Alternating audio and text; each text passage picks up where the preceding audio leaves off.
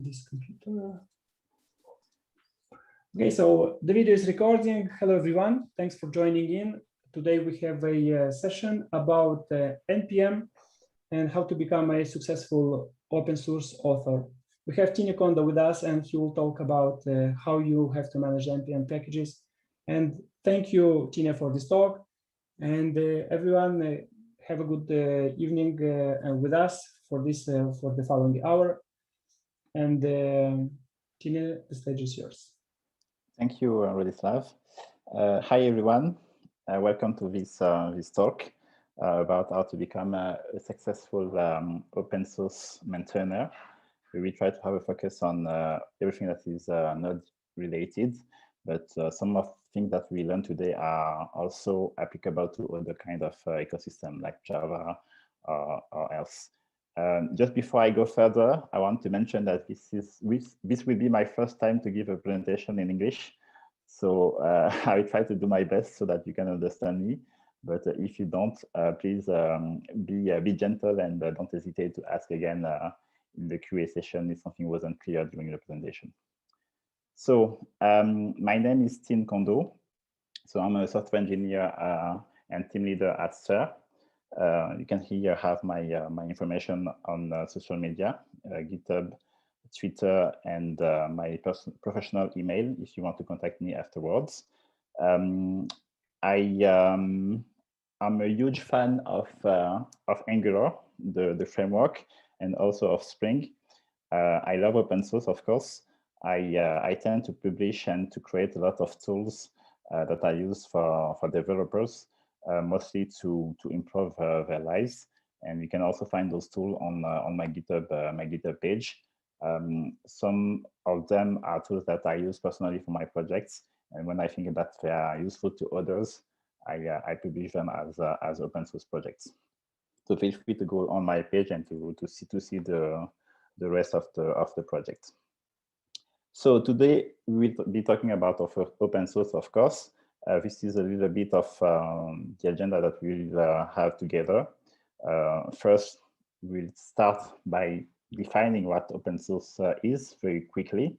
And then we will see how you can take your idea to a project and all the steps that I have learned during my own journey to become a publisher of open source projects. And I will try to share my experience through some specific tips. We'll talk about code hosting, so where we'll have to host your code. We'll talk about project structure, how you can organize your project, your workspace for your open source project.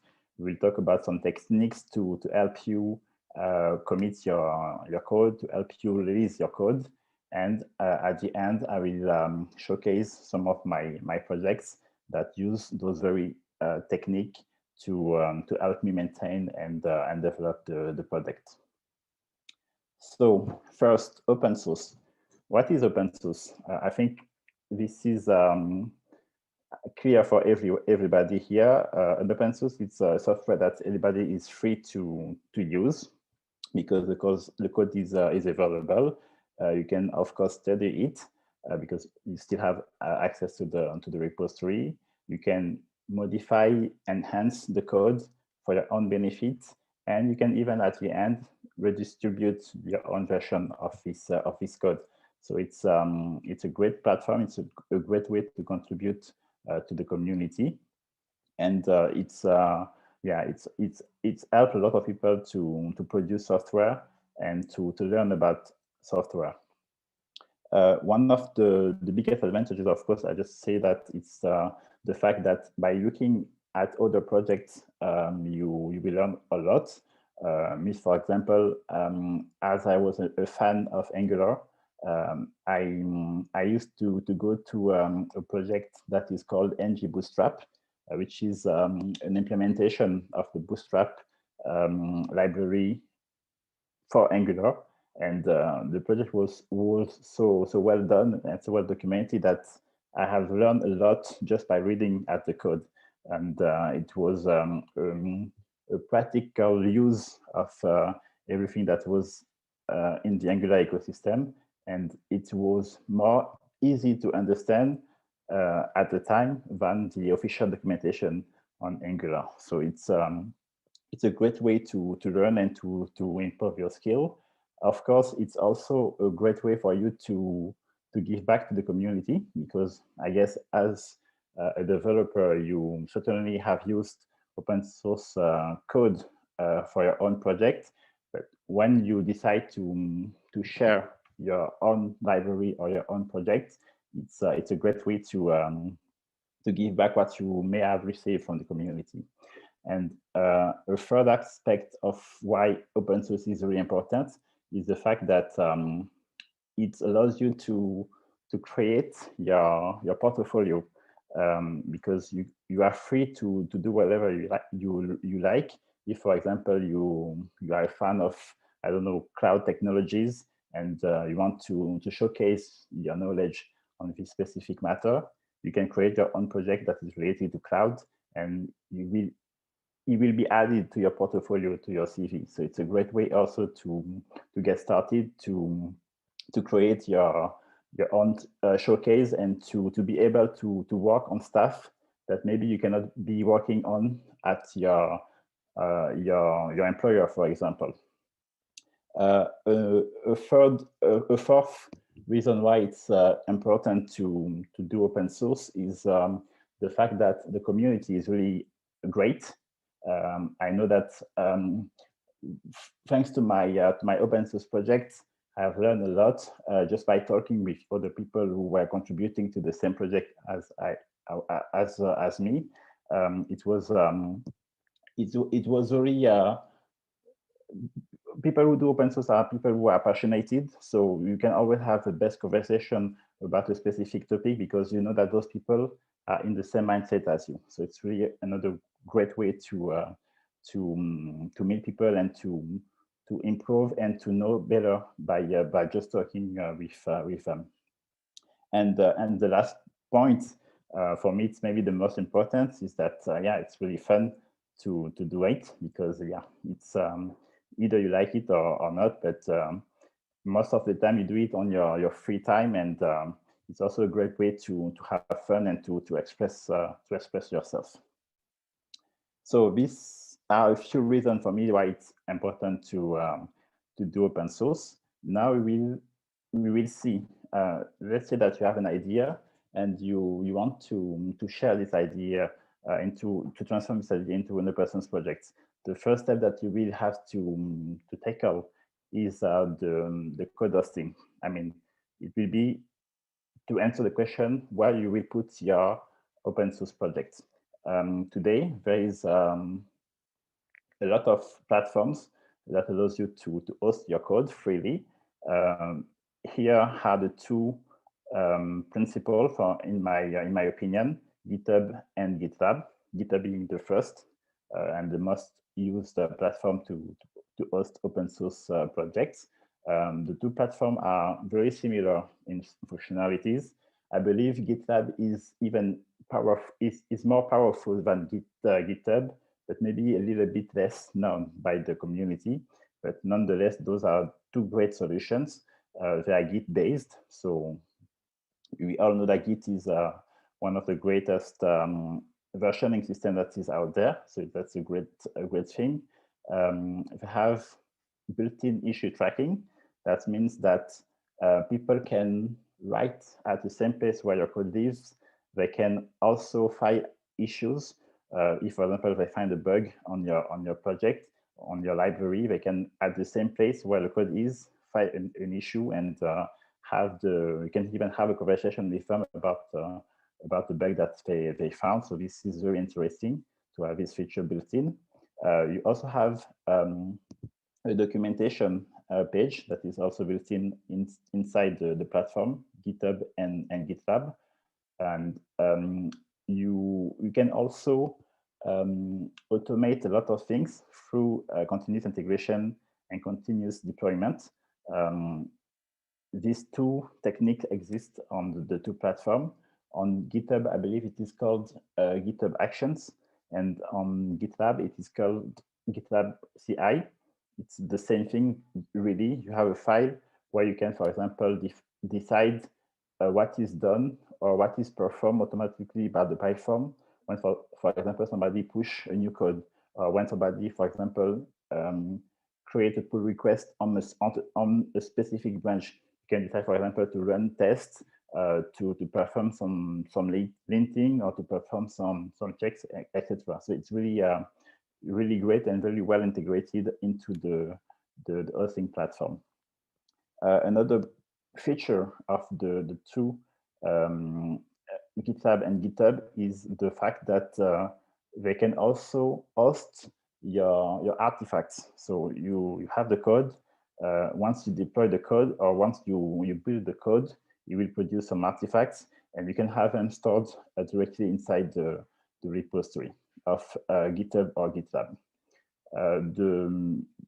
Another point is also the support of the community related to those two hosting platforms.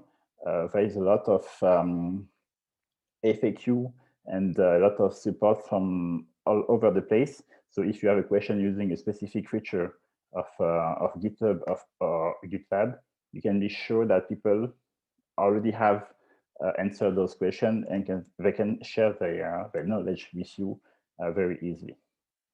And the last point that is also very interesting about GitHub and GitLab is the fact that they can host your website. Let's say that you have a static application or a static page. You don't need to pay a specific hosting platform to have the code deployed there. You can do it right inside GitHub or GitLab, and for free. So it's really really interesting for those reasons. So those are the two go-to places when you want to host your code. Then once you decided which platform will be hosting your code, of course you have to create your project. You have to create your code, strictly speaking. And for that, there's a lot of way to do that. Me personally, I have used a different version over the time. And some version that I have used were something that I had made myself, but they turned out to be very difficult to manage, because I was doing almost all the boilerplate maintenance work myself, and it ends up being very time consuming. Recently, I've discovered another way to do that with a tool that is called NX. Maybe if some of you are familiar with Angular CLI, they maybe know about it, because NX is like Angular CLI, but let's say on steroids. It's an extension of Angular CLI at the beginning. Now it's even more powerful because it's not scoped to Angular ecosystem, but at the beginning it was an extension of Angular CLI, which allows you to create a workspace, to host your files, and to do almost all the work about the building of your application, the testing, the configuration for the test, the configuration for the integration test or the unit test, the configuration for the linting. All those aspects are, let's say, integrated into commands with this tool. It's very powerful. It supports a lot of technologies.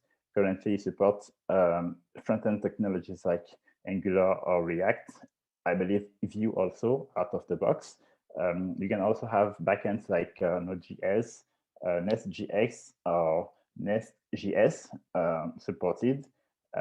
They provide tooling to easily test your code. So I mentioned the integration test. It's done with Cypress. I mentioned the unit test. It is done with Jest, and the linter is done with Prettier. So there is a lot of modern tools that are integrated into the platform that are like free to use and easy, already configured for you, so that you don't have to lose a lot of time doing this manual task.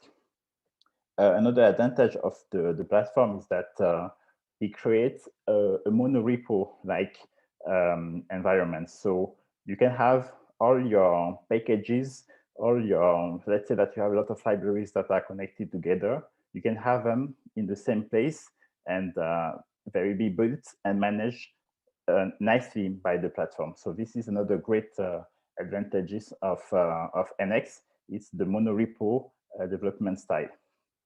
And they also have a lot of internal tools, like, for example, a dependency graph system that will, for example, let's say that you have a lot of libraries inside your monorepo that are connected one with the other.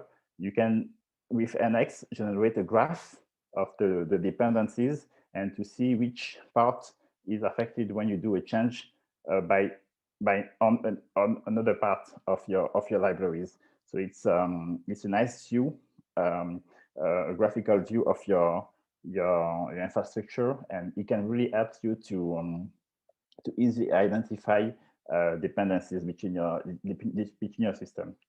Another advantage of NX is also the fact that it have a built-in distributed caching system. That means that when, for example, you build your projects once, let's say that you run the commands once to build a project. Afterwards, you do a specific change on the specific part of your project. NX is able to understand what you have changed and to only build the parts that have changed. So if no change were done, he is smart enough to respond after, for example, a command to build the web application is smart enough to respond right away if he knows that, for example, you have changed nothing.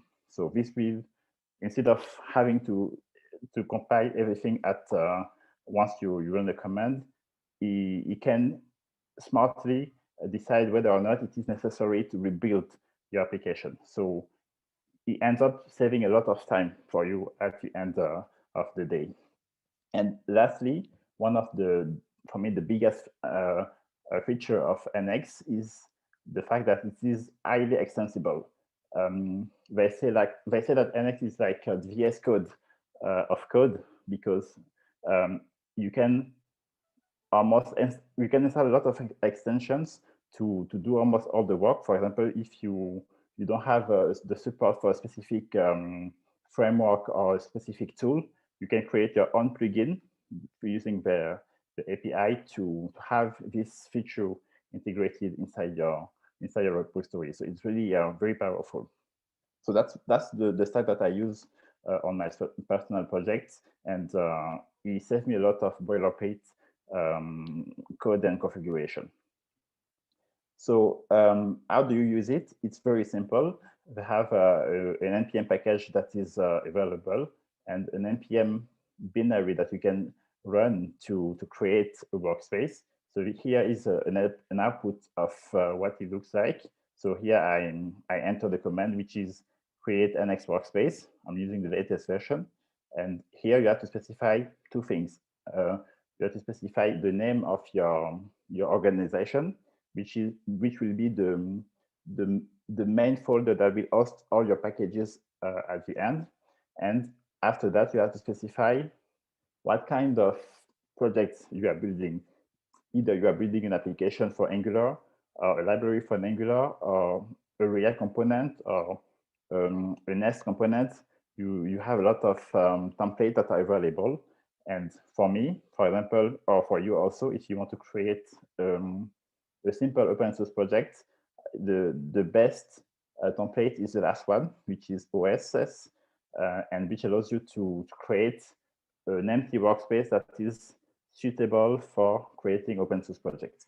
So that's the one I choose, and that's the one I choose most of the time for my my open source projects. So once you hit enter, you will have this tree generated. So you can find a README at the root of the project. You have a package.json, which will host your dependencies. And here you have an empty packages folder. That's where your feature project will be hosted. Here it's another folder that is useful if, for example, you want to store like maintenance code or something like that, or tools that are interned to your to the workspace, you can store them in the tools repository, and that is almost it. The other files are not that much important, but we can still have a look at them at the end if you have specific question about those. So that's it. Now we have chosen the platform to host your code. We have chosen the structure to use for to organize the code. Now let's make some change. So let's create our library, our project. Once we have done that, we will need to commit at certain point our code. And that's where the next ticket is very important. It's the conventional commits. What is conventional commits? It's a specification that allows you to write Git messages that are meaningful. Most of the time, in a lot of projects, when people commit, they have like different format of messages. Some people will have a lot of comments inside the commit message. People will not even bother to put a message, even if it's really important. So it's without a convention, it's really messy. And that's what the conventional commits try to resolve. It's a specific convention that you can use to have more readable commits and more predictable commit messages. It's a specific structure that was inspired from the Angular project. That they are the one who created in the first place, and it has been extended afterwards. But at the origin, it comes from Angular, and it is like this. So your commit message is has this structure. You have to define a type. The type is what kind of change you are doing. Either it is a fix or it is a feature. And after that, you have the scope, which is optional. The scope is it's a way to define what is impacted by your commit. For example, let's say that you have a multimodal application. The scope could be, for example, one specific module of this application. Let's say, for example, that you are modifying a core file. You can say that the scope here is a core because you are changing this specific aspect. After that, you have a description, and this is mandatory. So the type and the description are the two mandatory information. And here it's a summary of what your change is doing. And also you have to use like specific words. You cannot use like past verbs. You only have to use present verb, and without having a point at the end. So this is not very important, but the idea here is to summarize your commit message into one line. After, if for example you feel that your commit is longer and needs to be more explained, you can have an optional body at the end, and even have a footer at the end. So that's the specification. That's how it is written. Here you have a link if you want to have more information about all the specific aspects and all the detail of this specification. But to translate what I've just said into words, here are some examples. For example, here I can choose between those type of message of type. So for example, feature to say that it's a new feature, fix to say that it's a bug fix, for example. I can have the type of refactor. If, for example, my change consists of refactoring some existing code, I can have a style type. For example, if I'm just changing, let's say, the style of a file, I'm just correcting something that is not related to other things than the style, I can have this this word here used. After I said, I can specify the scope, and after that I specify the summary of my change. So why is this important? As I said at the beginning, it helps you have a more readable commit history because, as you say, it's very structured. You don't have to to think about how the message is formatted. It's a specification that everybody has access to, so it's always predictable, and it's explain you what has changed in the commit. So it's it helps you have more readable commits. The other advantage is also the fact that it helps you also navigate into your commits, because of the scope parameter of the convention that is here. It will enforce you to gather change that are related to the same functionality or to the same perimeter together. So at the end, you will end up with a very scoped commit. And if you have to, for example, look into a change that was done on the file, when you will ask the Git log, you will have only the commits that are meaningful and that are impacting this specific file. So that's a great way to navigate into the commit messages. It's also a great way to communicate about what have changed in your code. Because, for example, if I have a commit that is fixed, that starts with the word fix, I know that it is something that was made to correct an issue, for example. If I have a commit message that starts with feature or fit, I know that it is a new feature that was added. If I have, for example, a message that starts with refactor, I know that the change that is inside this commit is related to refactoring. So it helps you communicate what have changed in your code base. And the other advantages, and this is maybe the best advantages, is the fact that with this specific format, you can automate the generation of your changelog file. We will see that in a couple of minutes. And likewise, you can also predict what will be the next version of your package based on the fact that you have a fix or a feature inside your commits. And the last point is also the fact that it will help you to build and to publish your packages, and you will see how in the next section. So this is really important, and it's called conventional commits, and it's really a great way to inform and to structure your commits inside your code. So here are other examples of this convention. So here, for example, I have a feature that's the header of my commit message. After that, I have a body that explains in detail what I've changed in my commit, and a footer here. I can put stuff like this kind of specific keywords to say, for example, that this change will, for example, close or will fix this issue, for example. You can reference the issue, and with that, for example, you can, we see at the end that you can also automate the closing of the related issue. That is, for example, here, the issue number 2. If I push this code, the build system can leverage this information to automatically close the related issue on the issue tracking part. So it's really, really interesting. And here are other examples. For example, here it's a fix of a specific file. And in case I have either a feature or a fix that is not backward compatible, I can use a specific keyword here in my body, which is breaking change, and here explain what is breaking in this change.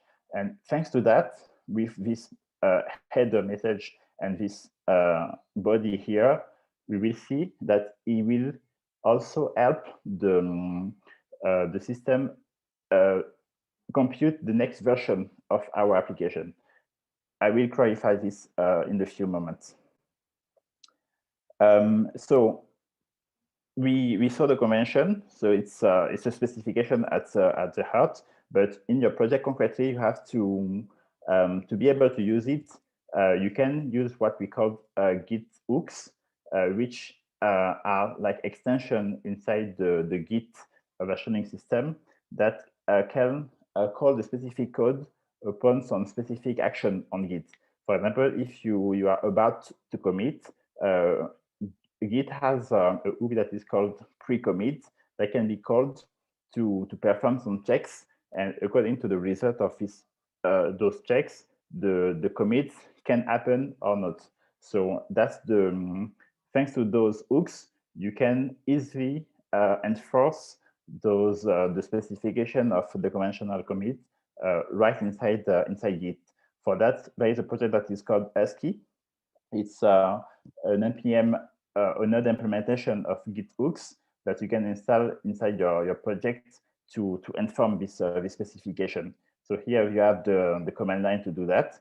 It's the later one. So npm ASCII init to launch the binary that is that will set up ASCII inside your project, and that will install everything that is required.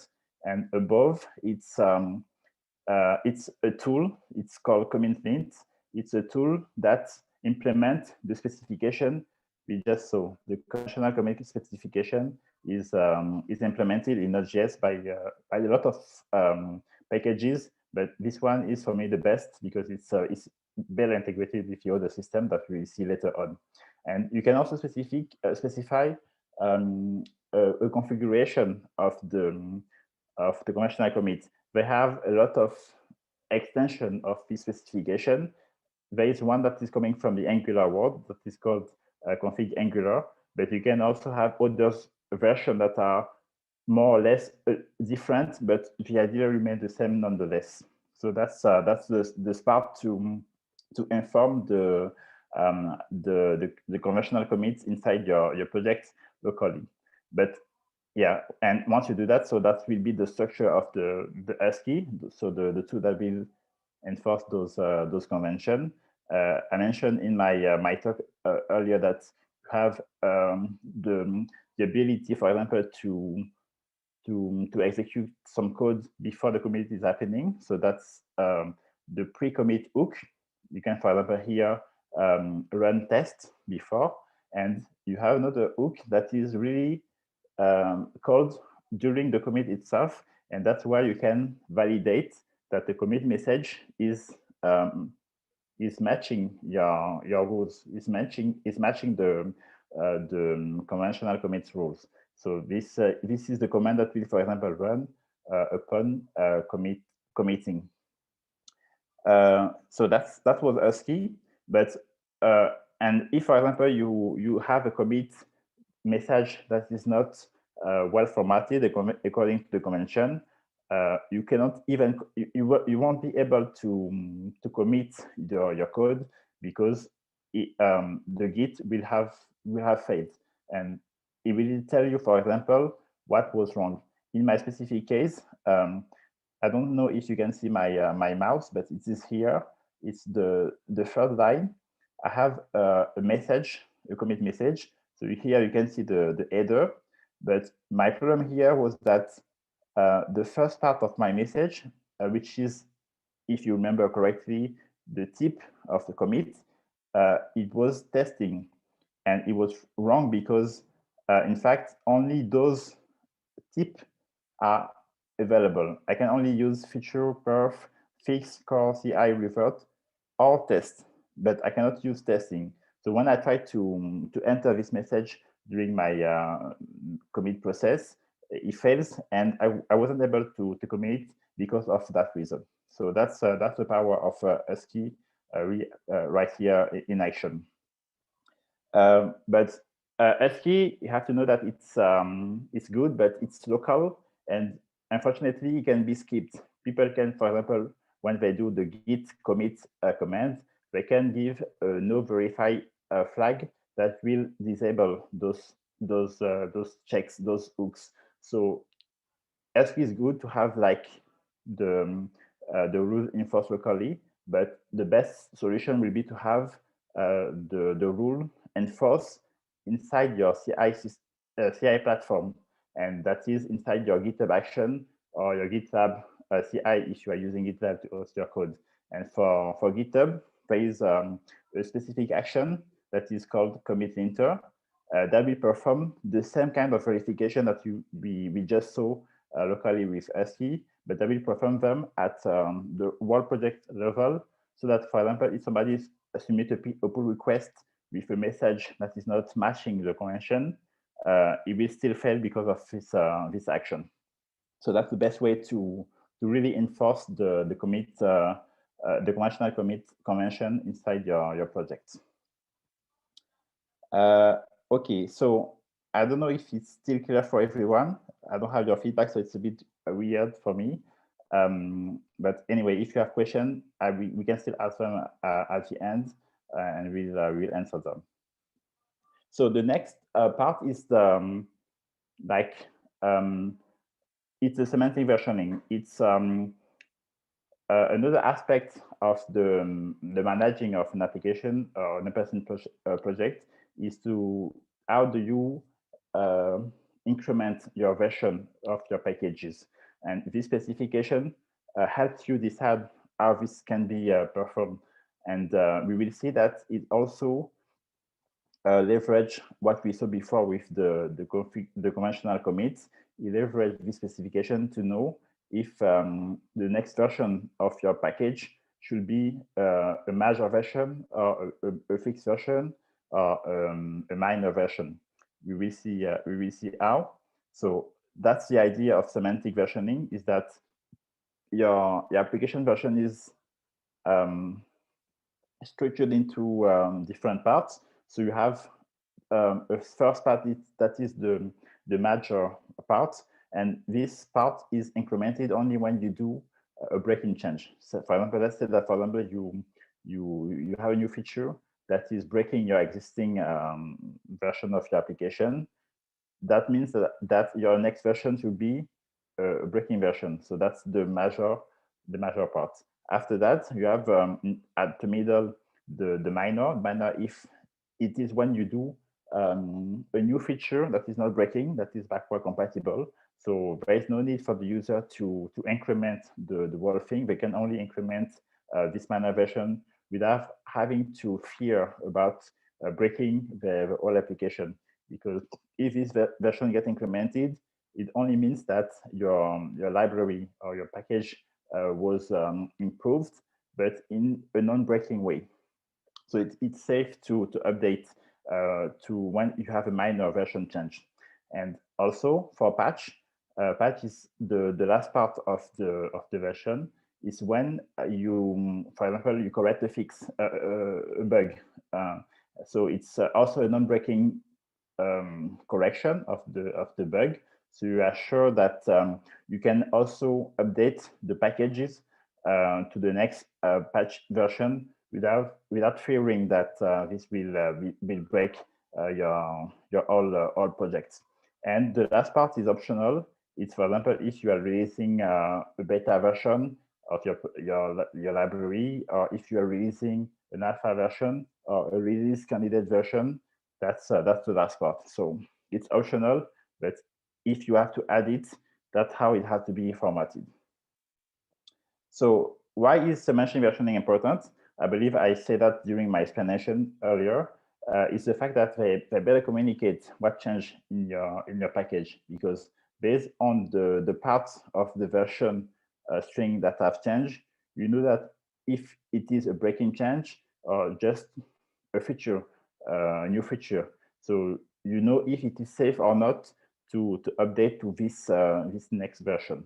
And so it is the dependency management, because of the fact that you can predict if the new version will break your code or not.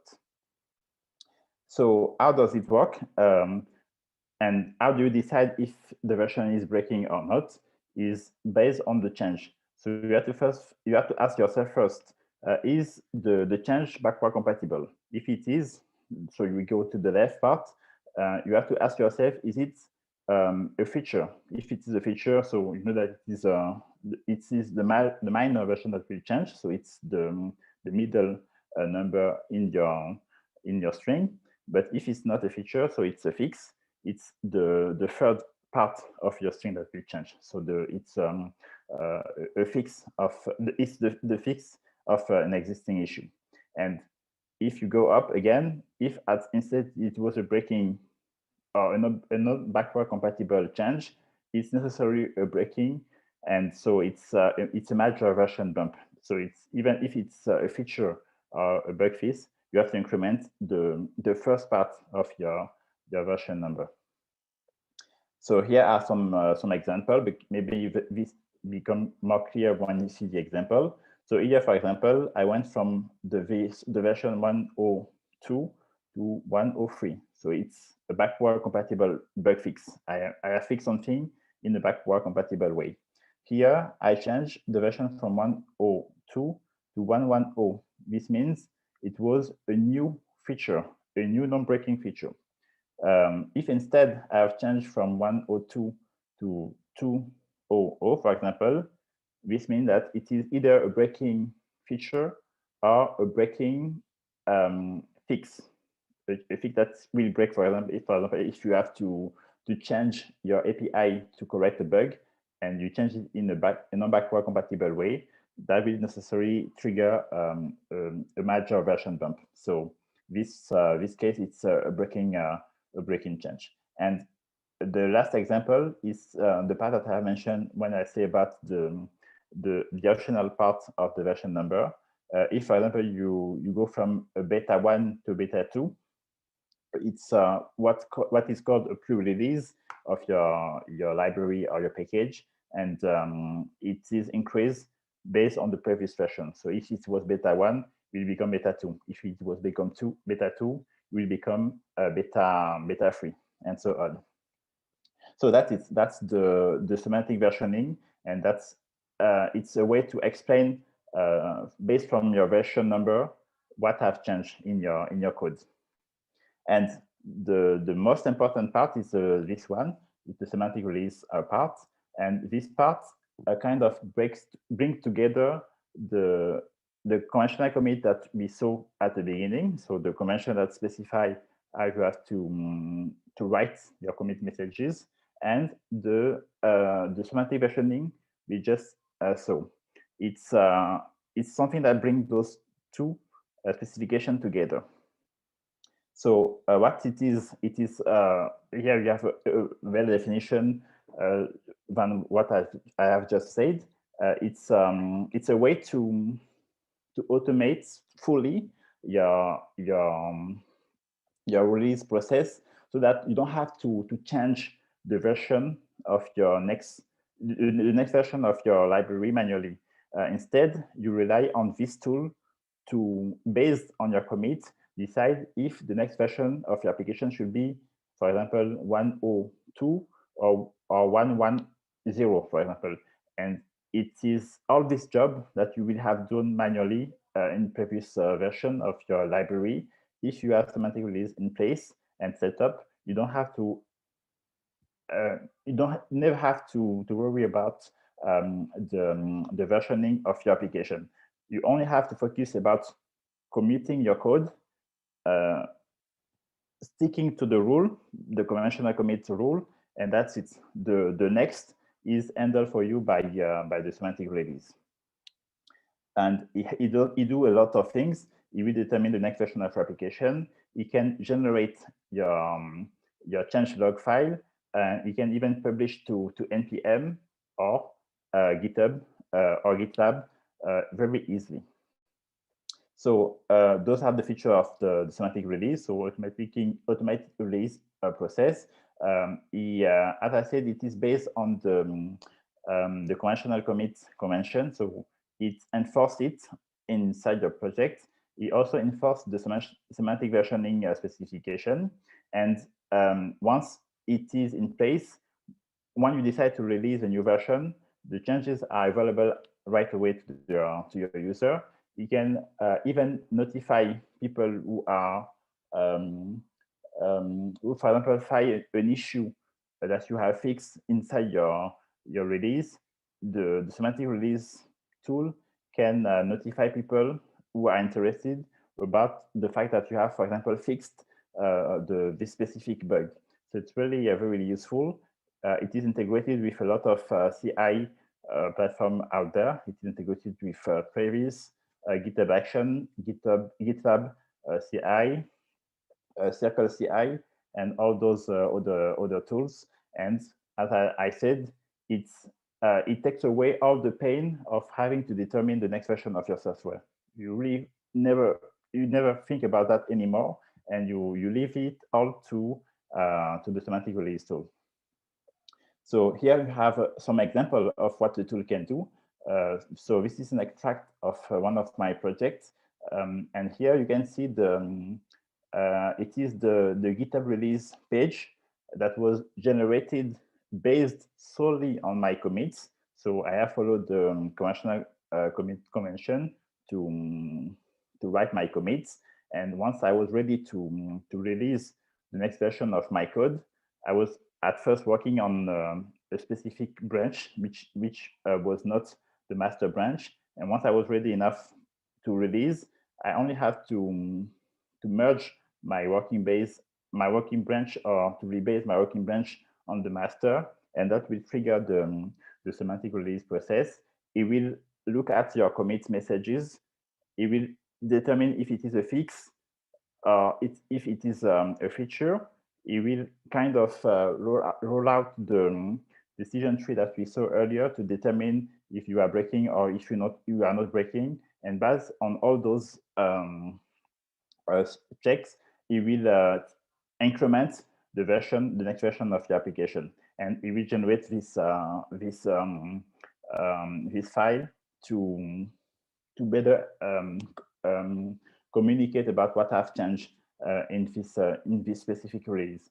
Here, for example, you can see that I have fixed a bug that was this bug. Here is a related commit that is actually fixing the bug.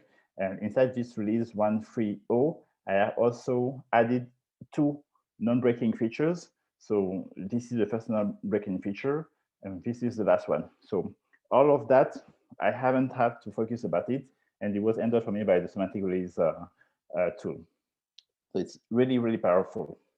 And also, as I said, you can notify your user about the fact that a specific issue is closed or not. And here, how it does it. For example, on this specific case, I have a user who has filed an issue that I have worked on.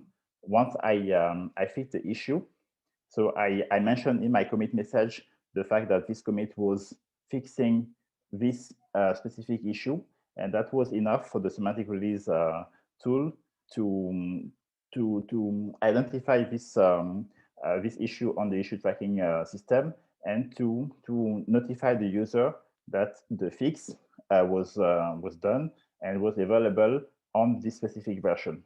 And that was done like 5 days ago. So yeah, here you have the information right inside your issue tracking. So, and all of that, I don't have to do it manually. It's really done automatically by the tool. So it's mind-blowing, really.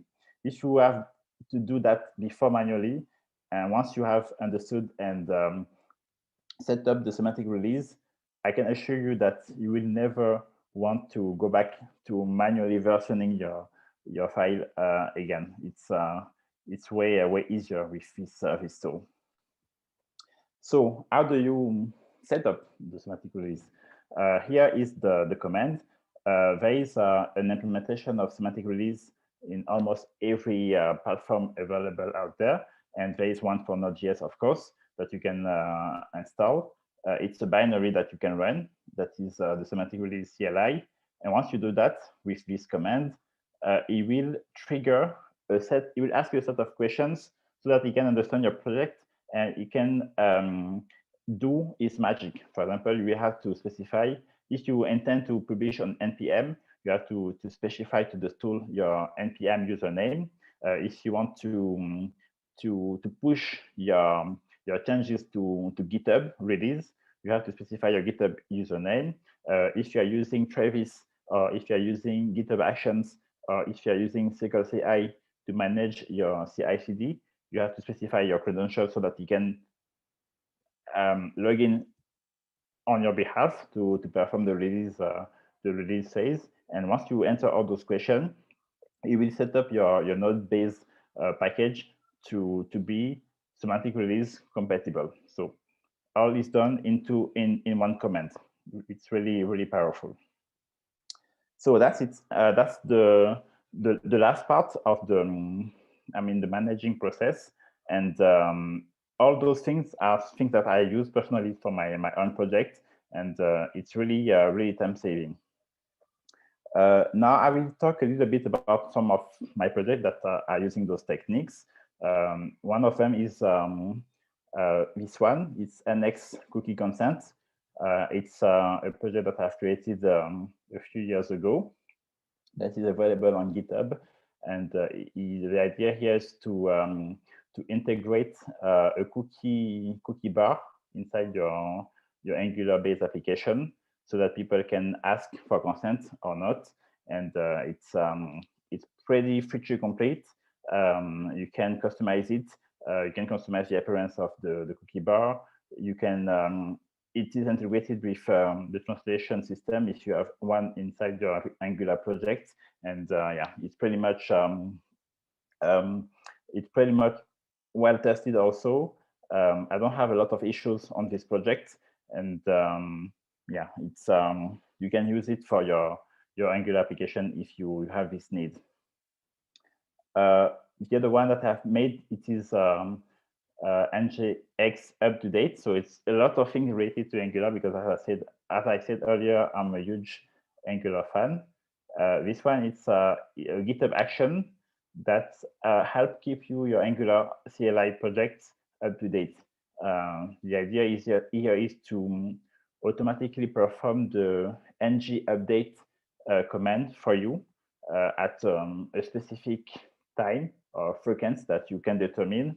And once you find a new version, or if you find that an update is needed, it will automatically create a PR with the changes that are necessary to update to the next version of Angular. So that's another one. It's working pretty much great. So you can also use it if you want this feature embedded inside your Angular project.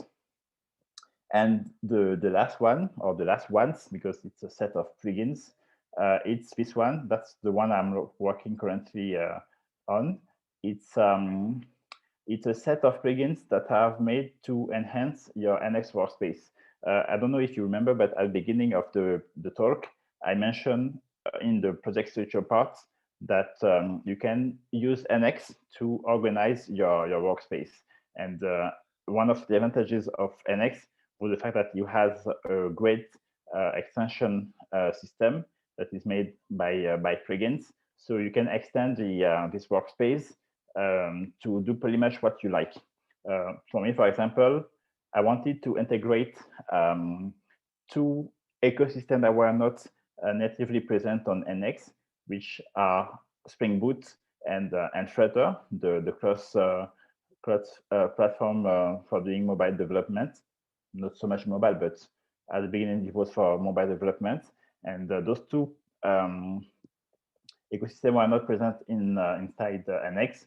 So I've created my own plugin that integrates, the first one integrates a Spring Boot application inside NX and have it configured to run, to deploy, to test easily. And the last one do the same for Flutter projects. So the two are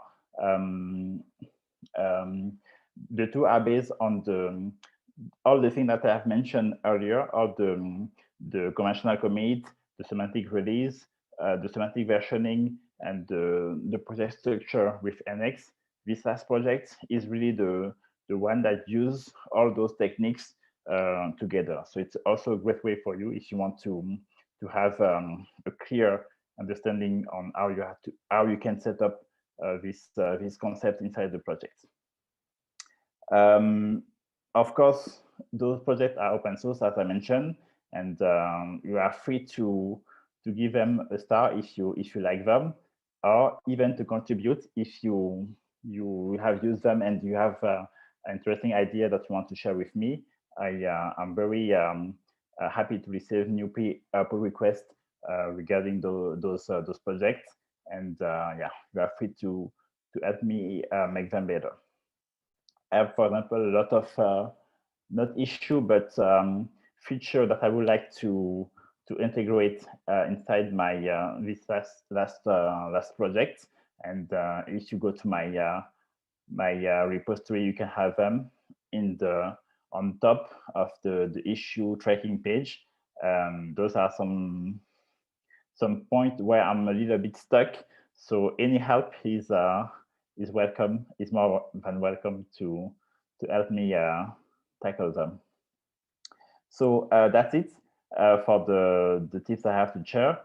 I have prepared a little. I don't know if we still have time, Rudslav, for a little. Yeah, of course, yes. If you have a demo, that's perfect. Yes, absolutely. Okay, it's not a really long demo. It's just to have an idea about to see how all those concepts are integrated inside a real life project. So I will share my other screen.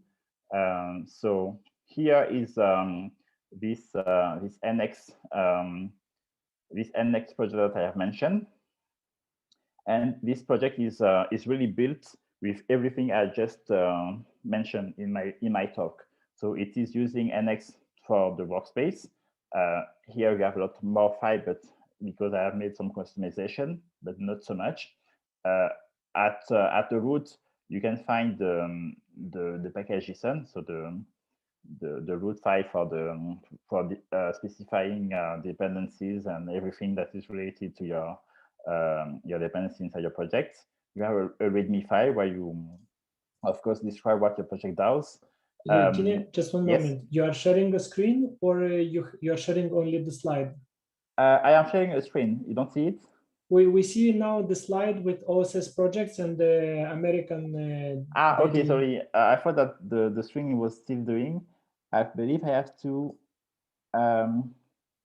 Okay, because I have changed my my working screen on the Mac, but it doesn't seem. Yeah, we see it moving, but we don't see the actual screen. It's like okay. Maybe you can stop the sharing and then screen share in a different screen.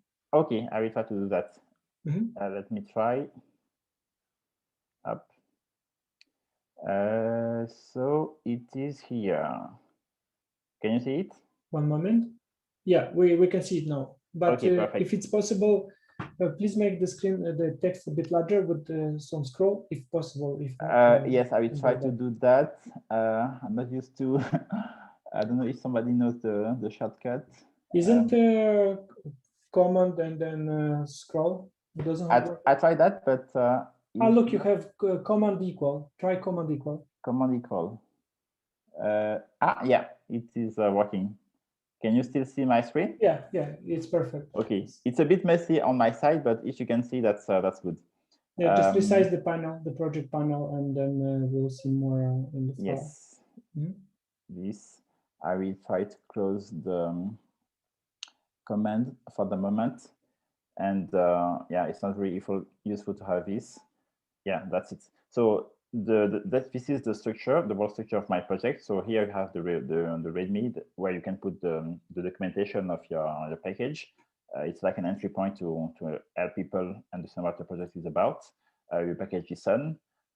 This is a file that is coming from NX, and it's configuration files that help the tool understand how your workspace is configured.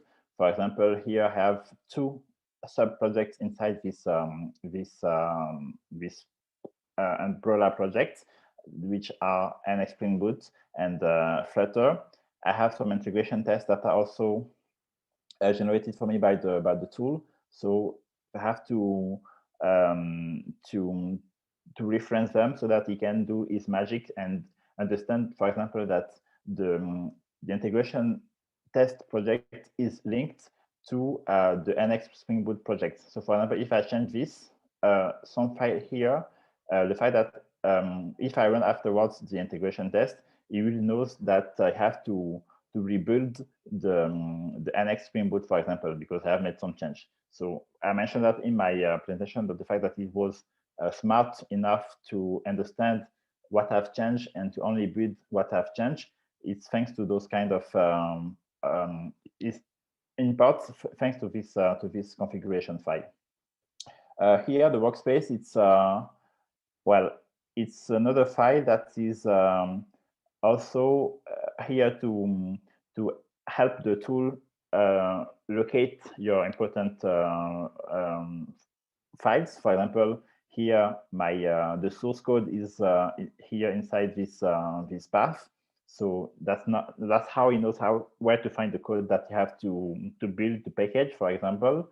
And you have here also some tasks. For example, if you want to test the code, it will be using here jest to test the code.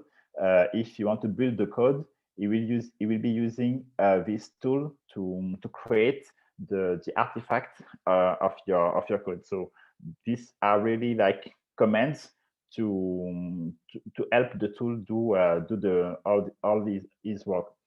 In this part, for example, when you will build, it will package your file. It will create an artifact with some specific configuration, and everything will be managed for you by the tool. If, for example, you want to include inside your npm distributable your README file or your license file, you can have this specified here thanks to the workspace file. So that was for the general files. Now about the structure. So here, that's the folder where my sub project lives. So I have here the first one. So all the code is here. That's the same for the other project. All the code is located here, and that's almost it. I mentioned in the talk the fact that I was enforcing the commit convention, and this was done with ASCII. So I have here a folder with ASCII that was created when I ran the ASCII init command in my slides. We have created, for example, two hooks. One that is a pre-hook that is run when before I commit. Here, for example, you can see I'm performing some tests before the commit actually happen. I'm using NX, of course, to perform the text. This is a specific command of NX that allows you to only test what have changed in your commit. So if, for example, you have only changed a file inside this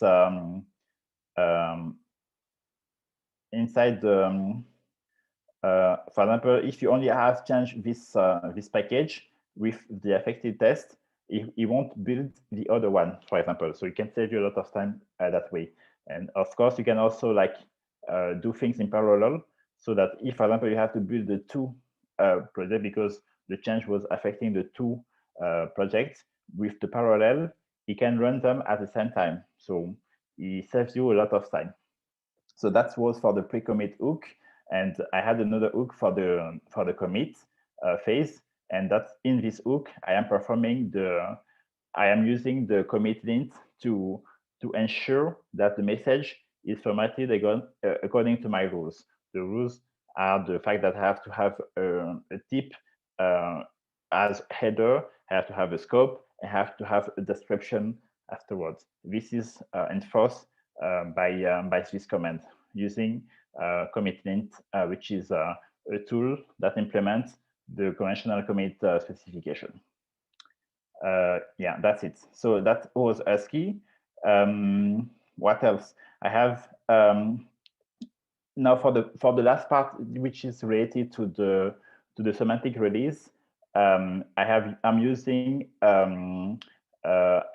semantic release CLI to initialize the configuration. And once you do that, I have told the tool that I'm using GitHub Action as my CI platform. And so it creates for me a file, a release YAML file, where it will perform the actual release process. So that's how it looks like. I'm saying that when I push on a specific branch, which is the master branch or the next branch or the beta or alpha branch, only when I push on those branch that it will trigger the release mechanism. So during all my work, I work on a branch that is derived from master, for example, let's say a develop branch, and only when I'm ready to release, I push the code on the master branch, I push it, and this action is run, and it will perform the semantic release phase for me using this command. Just want to mention that here it's a little bit different from the standard semantic release command, because as I have a monorepo project, semantic release at heart is not meant to release a monorepo. So I have to do a little bit of customization to be able to release a monorepo like I did with the semantic release. But yeah, this is like a little detail. I can give more detail if you want to know about this in more specific way. So that's it. That's the whole configuration. And once every of that are done, I only focus, as I said, about my code. I don't even care anymore about the testing, about the releasing. I don't care about that. I only focus on my code. So I go here. I have my code here. I need to do a new feature. I write my feature. I commit the message. And if I'm satisfied, then I commit. I don't really care about anything else, and the rest is only is handled for me by the framework. So it's really time saving, and yeah, I encourage you to use semantic release for your own project, because it will save you a lot of time, really. Last thing that I haven't shown is the fact, I think it is this file. That is a file that is used to specify which flavor of the conventional commit I want to use. In my case, I want to use a configuration that is based on the one that is used by the Angular team. So I have to say that my version extends the one that is provided by Angular commit, by Angular team, using this specific package that I have to install in my project, and that's the base. And afterwards, I can customize some specific aspect. For example, for my project, I want that the scope, which is the part inside the bracket in the commit message, I want the scope to be only the name of my packages. That's, for example, I cannot use, if I display a little bit here, I cannot use other things than this name or this name to scope my my commits. So if, for example, I show you my my history, you will see here that yeah, this I don't know if it is. I believe I have to zoom out a little bit so that you can see the. You can use command minus to zoom out, and then command equals to zoom more. Command minus. Okay, yeah, perfect. So I hope it's still readable. Yeah. So here you can see the git history. So I can only specify this scope or this scope. I cannot use another word because I want the scope to be related to. I want each commit to be related to a specific package. When it is like a commit that is more global to my workspace, I don't mention the scope because it is optional. If, for example, I change the package listen that is at the root of the project, it is impacting all my packages. So I don't have to specify a scope. But if instead I change, I correct a bug on a specific package, I want this to be mentioned in my scope. This will allows me to have afterwards the change log generated, and that will be specific to a specific to the package that is related to this change. And yeah, that's it. So yeah, here you have an example of of the semantic release in place, and yeah, everything is set up with that, so that you don't have ever to focus about to think about managing the boiler things. You only have to focus about what is important, and which is new feature or fixing bugs. Yeah, that's it. So that was it for me. Maybe if I just come back to the presentation and share it, I will just give some few more, some last information about where you can go from here. Can you see the screen? Yes. Okay. So in conclusion, it's really important to have all this step in place, but you can also go further. For example, I haven't really talked about it, but it's really important to have your code documented using the README file, because it's the first thing that people see when they come into your project. You also have the ability to specify how people can contribute to your project using a file that is called contributing.md. This file will, you can here specify, for example, if you have a specific coding style or anything that is you want to enforce, and to help new contributors integrate, you can have this specified here. You can also clarify the rules that you want your future contributor to follow using this code of conduct file. And one of the most important things that I believe is has to be implemented in every open source project is the fact to grab your code. For example, if you have to, if you want to admit pull requests from people, it's a good habit to have tests that will be run when people will submit a pull request, so that the pull request won't break your code base. So you can have this automated with GitHub Actions or GitLab CI, and it will also save you a lot of time, because you don't have to integrate a code that is breaking, for example. And finally, it's also a good idea to choose a license to also protect your work. Most of the time I use the MIT license, but you can use whatever you like based on what you are building. And yeah, that's it for me. Now, I don't know if you have questions, but we can now, I can now take them, and we can still discuss about any First of question all, thanks for the talk. Where Tariq had a question.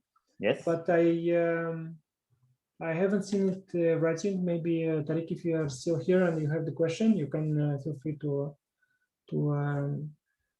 ask it.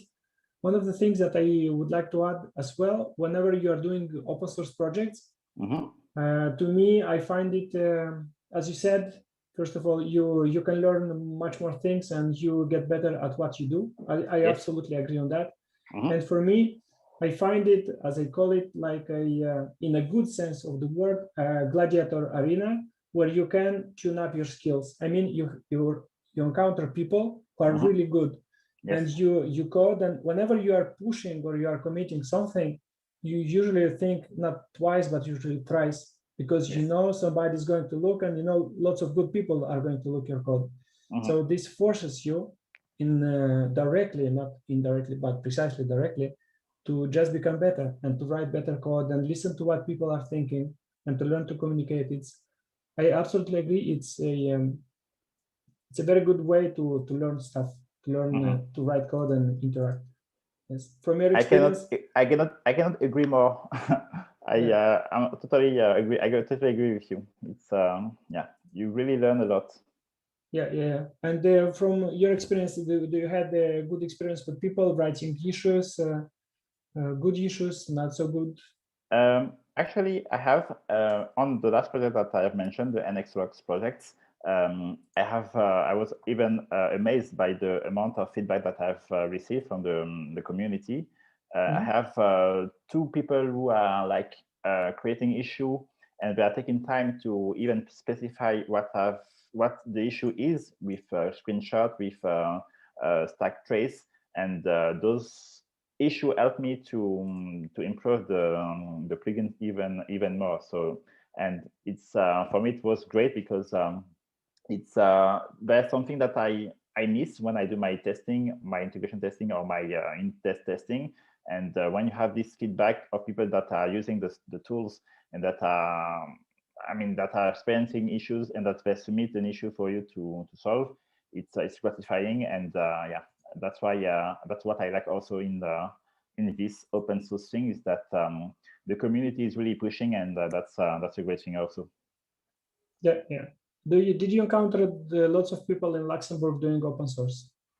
I have to say no. Most of the time when I receive either pull request or issue, I use the GitHub logo to try to see where people come from. But most of the time they either come from France or the United States. So I don't know any people here in Luxembourg who does that. But as I said, you don't have the links in my talks. So you can you can go on my GitHub and find issues as well. But I have to say that I have not seen a lot of people from Luxembourg doing that. Okay, but maybe it's coming. Hopefully this will change. I definitely hope, and I genuinely hope your talk will change some mindset, and people who were here today, they are going to be motivated and write some code, because writing code in open source it's really great. It's a different adventure. It makes you much better and much better developer, much more thoughtful developer. So totally agree. For now, I don't have any more questions. I can tell just thanks everyone for participation. Thanks, Tina, for doing it. I think I have a question on the chat. Yeah, so Tariq had the question, yes. Yeah. I don't know if there is another. I will try to go at the top. How do you group? I don't know about NX, okay. Question I asked at the end. Yeah. Sorry for people. Yeah, okay. So how do you group multiple breaking changes features in one release if you are using Semantic Release? As I said, it's up to you, really. Most of the time, I'm using a Git flow or a GitHub flow based branching system to organize my branch. That is that I have a master branch. The master branch, I never touch the master branch. It's only there when I'm ready to release. Instead, I am using a develop branch, and the develop branch is like my working branch. On that, I can either create a feature branch or fixes branches. And if I want, for example, to have a fix or a feature available right away, I will push it first on my develop branch, and I will then gather them on the develop branch. And only after I'm ready enough, I will push them to the master branch to have the release triggered. So it's really up to you, actually. If you want to include one breaking change or two breaking change, for the semantic release plugin, at the moment that you will see that there is one breaking change, if there are two, it will still increment the version to the first major version after the one that you are currently using. For example, if let's say you are using version 1 of your library, and that you have made two breaking change, this will actually trigger a version 2, not a version 3, but a version 2, because based on your previous release, it will understand that you first have released version 1, and you cannot have like jumps of version like that. It will be the version 2, and if you instead want to have version 2 and version 3, then you have to do two merge of your changes on the master. One, the first merge of the first breaking change, then this will trigger a version 2, and then a second branch, a second merge of the second breaking change on the master, and this will trigger version 3. So it's really up to you how many version or breaking version you want to include in the release. But I will say that it's best not to include too much breaking change. But of course, it also depends on the pace that you put or the space that you put between your release. If, for example, you want to release as quickly as you want, or if you want to, let's say, work for 6 months before you release a new version, probably you will have more than one breaking change during those 6 months. So it's really up to you. Yes, indeed, it always depends on what quality of service you want to give to your users and how stable you plan to be. So yes, and another thing that I haven't mentioned is that when you still relating to breaking changes, when you think that you have a lot of breaking change that could be problematic for your user, you can, instead of releasing right away, you can have what we call pre-release. That's the thing that I mentioned in when I was explaining the version. The pre-release is like, for example, a beta or an alpha or a release candidate version. So it is not available right away to all the user. It's only available to a user who want to test this breaking change. So it's also a good way to do pre-release of breaking changes into a beta or an alpha branch before you merge them back to the master branch, which will be the version that will be available to all your users. And just for the story, that's what I did with one of this plugin that I mentioned in my talk, the NXRocks plugins. Just to show you quickly, I had to do exactly the same this same thing because I have a lot of changes, and just a little bit, I want to show you that. I first release a beta of my application, and only after the beta that I have released the final version. Just show you this real quick. I think it is here. Share. No, that is not what I was looking for. It is here. So that's my NXRocks project. Here in the release, so I've made a release, a bug fix actually a couple of days ago. But here I have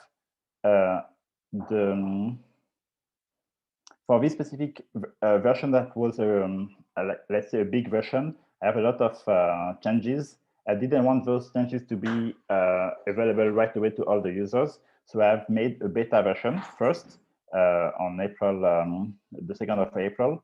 And in this beta version, it was released, if you are using NPM, it was released under the beta channel of NPM, not the latest channel, but the beta channels of NPM. So people who want to use this specific version, when they do an NPM install, they have to specify NPM install at next to have this specific version, as opposed to the NPM install at latest, which will be the default version. They have to really ask for this specific version to install it. So this is a good way to have a feedback. And once you do that, so people can maybe trigger issue if there is some specific issue with this specific version. If you think that there is none, now you can take this beta branch and merge it back to the master and trigger the real release. So before it was a pre-release, as you can see here on GitHub release. And now, once I was ready enough, I only have to rebase this beta branch into the master, and the job was done for me by the Semantic Release plugin, and that triggered the latest version, which is now available to all the users by default. So that's a good way to promote breaking changes.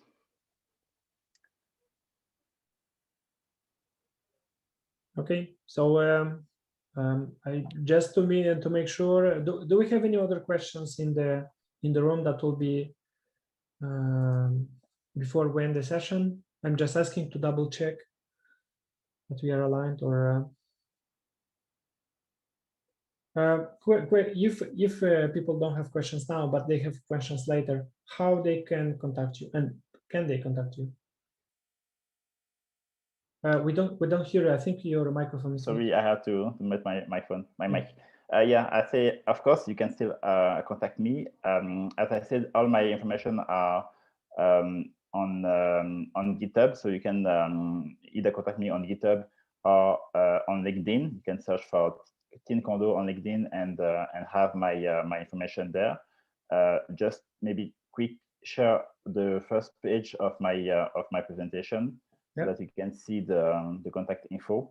But yeah, feel free to contact me. I'm also on Twitter, and I'm always happy to talk about anything tech related. So don't hesitate to contact me if you need. And as Potito mentioned, indeed now is the main branch. It's we have a better language. It's 2021. Yes, of course. Time finally.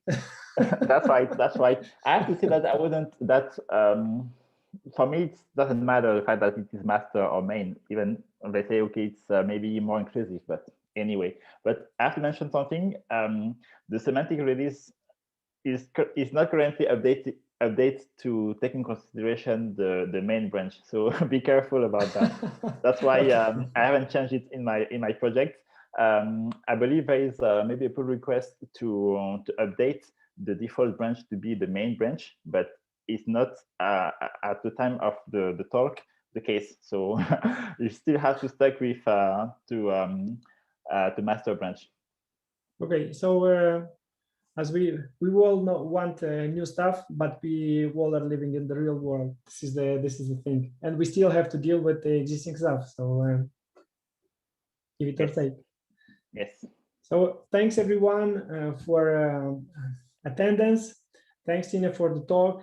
Feel free to contact Tina when you have questions about the libs, or maybe you have questions about how to create your own open source project. And stay tuned for the next talks. We are going to inform you via meetup.com. And have a good evening. Have a good day, wherever you are in the world.